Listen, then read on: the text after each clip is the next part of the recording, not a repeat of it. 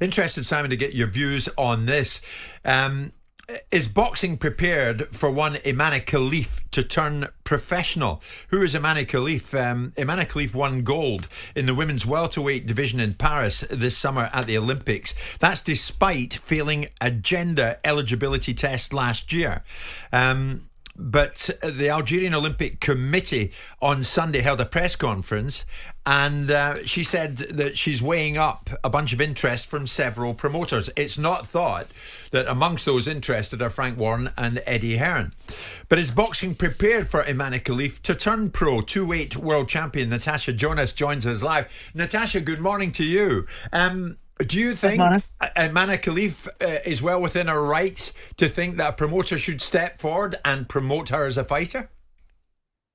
Listen, I think it's such a tough subject. I feel like we're back here again after the conversations of the Olympics, and everyone should be allowed to compete in sport, but it's about making it fair.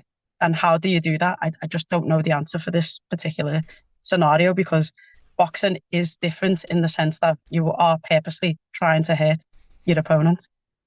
Yeah, I mean, we know Imane Khelif, born a woman, female on her passport, but was at the centre of this failed gender test. Because of that, Simon, should that eliminate her from turning pro and getting a promoter as a result? Absolutely.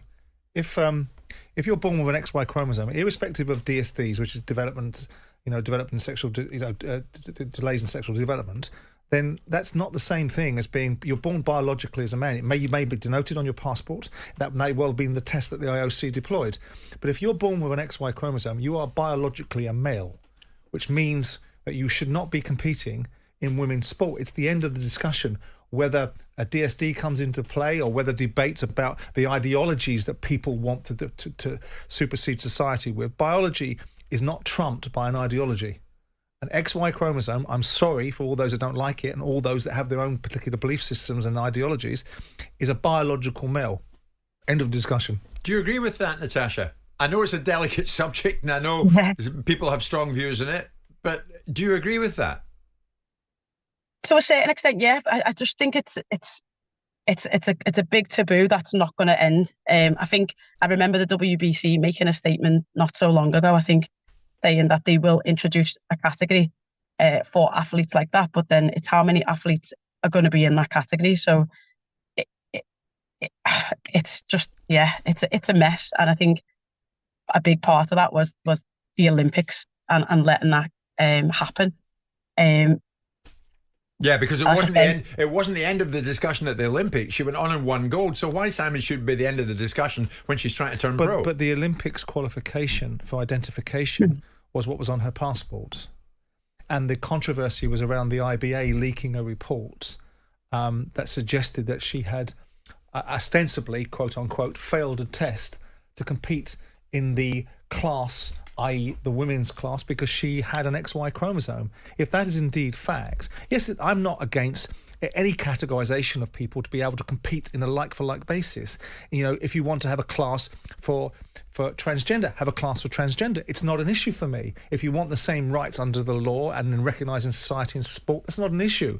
But when you start to take people from one sex and move them into another because of an ideology or a belief system or wanting to indulge people's feelings of what they are entitled to in this world, you cannot put Natasha Jonas in a ring, or neither should you have to, with a biological male.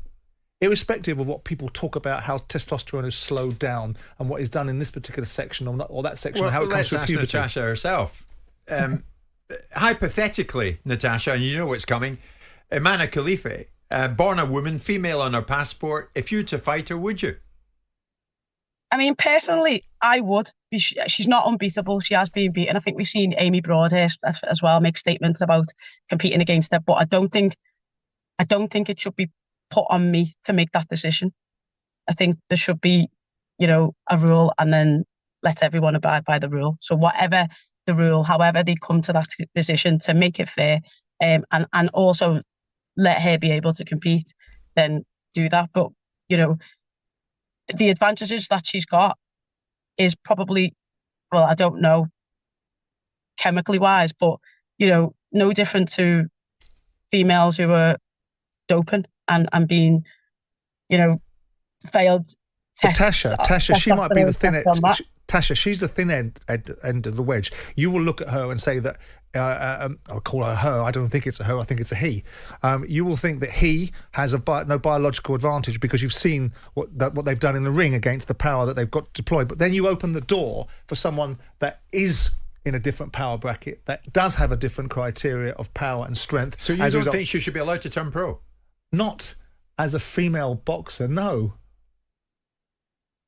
But she can win an Olympic gold as a female boxer because the IOC, but not turn because pro. The IOC are ridiculous because their criteria for suggesting. So she could have turned up and identified as whatever she wanted to, as long as it said that on her passport. And you know how you can fill a passport and you can define what you want to be. There's 20, according to the Labour government or one of the parties, there's 27, or Scottish National Party, isn't it? There's 20, your lot. There's 27 different genders, isn't there? So she could identify any one of those if she wanted to. See how he turns it on me, Natasha. I keep saying she. I find myself in a difficult I know space. that. This whole thing's got to get sorted, hasn't it? Having said all that, Natasha, you and I both know, maybe not Eddie, maybe not Frank, there's a promoter out there for Imane Khelif. Because once when the time comes along that she fights as a pro, there will be a big demand for it. There'll be interest in it.